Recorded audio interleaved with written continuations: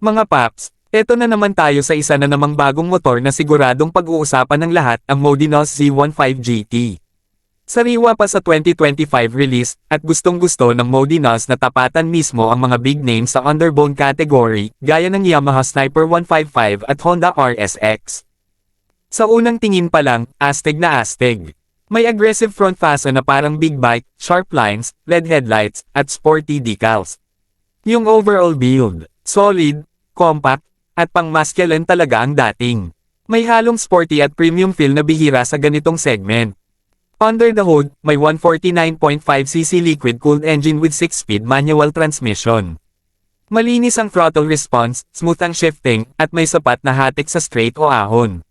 Sabi nga ng iba, hindi basta underbone, super mope na. May double disc brakes front and rear, kaya confident ka kahit mabilis ang takbo. Pagdating sa features, panalo rin, full digital instrument panel, LED lighting sa harap at likod, at sport-style suspension. Ang seat, medyo mataas pero comfortable, good for long rides. At syempre, hindi rin bitin sa looks, may ilang color variants na pangpogi talaga. Ngayon, pag-usapan natin ang comparison. Yamaha Sniper 155 mas kilala, mas advanced electronics, pero mas mataas ang presyo.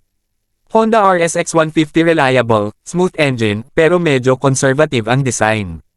Modinos Z15 GT mas bago, mas preskong design, competitive specs, at masabot kaya ang presyo. Kung value for money ang hanap mo, sulit ang Z15 GT, performance meets style, pero hindi ka mabubutas ang bulsa. Overall, ang Modinos Z15 GT ay promising underbone, sporty looks, solid specs, at affordable price point. Kung gusto mong miba sa kalsada at mag-stand out, this might just be your next ride. So mga paps, anong masasabi nyo sa bagong Modinos Z15 GT? Worth it ba siya laban sa Sniper at RSX? Comment nyo sa baba, at huwag kalimutang mag-like, share, at subscribe para sa mas marami pang motor content. Ride safe mga paps, kita-kits sa daan!